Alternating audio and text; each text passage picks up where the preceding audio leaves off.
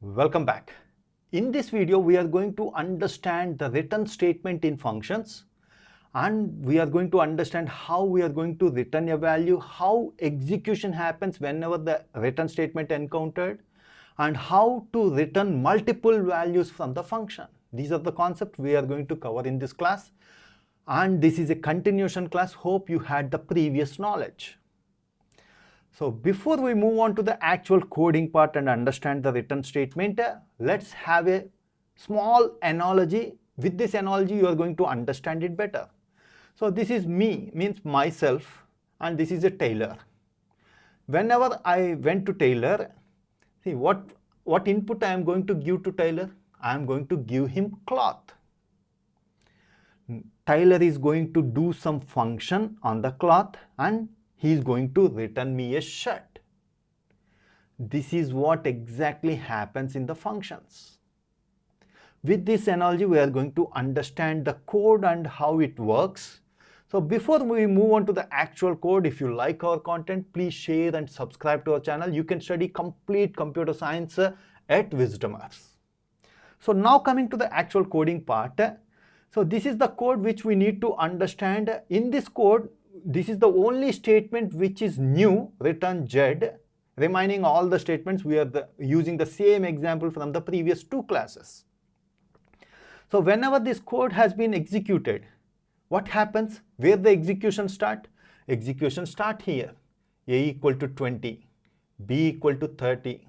Next, C equal to add of A comma B. We are calling a function here. What happens when you call a function? When you call a function, you are passing arguments, means we are giving input to the function. In this analogy, we are giving cloth. Here, we are giving A value, B value. A is going to be stored in X, B is going to be stored in Y. Whenever you call the function, the execution jumps from here to function.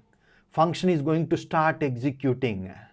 So Z is equal to X plus Y. X plus Y means 20 plus 30, 50. Z is equal to 50. Return Z. Whenever function encountered the return statement, it is going to return the Z value back to the wherever you called, there it is going to give. Means see here, he has given the input, Tyler has done something, and he is going to give the shirt to the same person. Yes, same way, here the function has been called, he passed some values, it is going to do some function, and it is going to return, means this Z value is coming here. That's why in order to take the Z value, in order to hold the Z value, we need a variable. That's why C equal to add of. Whenever you call a function, it is going to return a value. That value is going to be stored in C. Now C contains 50. So this is how return statements execute. One important point you need to understand. See, before we move on to the important point, this concept of returning value, this concept we are going to use in regularly, we are going to use whenever we are doing web development, app development, in all the advanced development, you may be AI development. Continuously we are going to use this concept. So that's why it's very, very important to understand. Now coming to this, coming to the important point, the return statement, whenever function encounters return statement, function is going to stop the execution of the function and it is going to return a value. So understand it properly. See, with example we'll give you clarity. Suppose assume that Z is equal to X plus Y, return Z, and there are 3 more lines below the return statement. So first line, Z is equal to X plus Y, Z is equal to 50.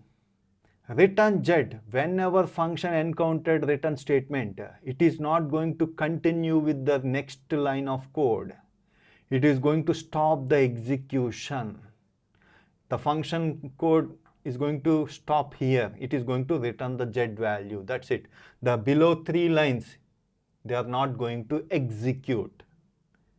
So that's why whenever you are using return statement, you must be very careful, because the lines that below the return statement are not going to execute. Function stops execution here and it is going to return the value. This point don't forget, it's very important to build the logic. So this is how return statement executes whenever we use in the functions. Now let's try to understand how multiple values are going to be returned from the function. This multiple values return, this concept is available in Python. Only in few languages Python had that flexibility. In C programming, C++, we don't have this flexibility for returning multiple values, but here we have. Let's see. There is a function def add, divide, multiply. This is the function. That's why we have written shortcut ADM of x comma y. It is taking two inputs. Whenever you call the function, it is going to take two inputs. So whenever you executed this code, what happens? It executes, starts from here.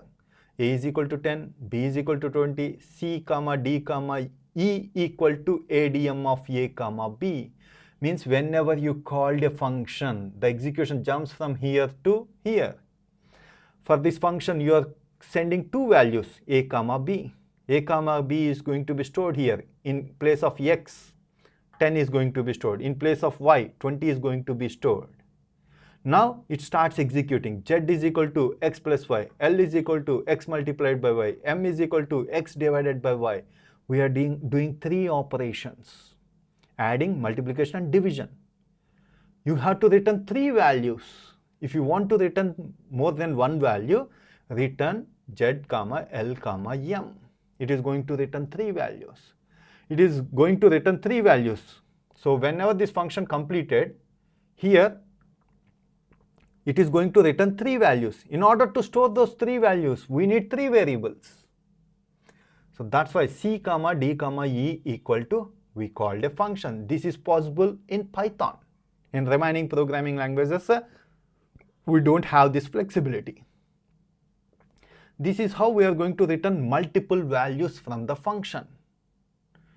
Hope you got good clarity about how return statement executes in function. If you have any questions regarding the concept, please post your questions.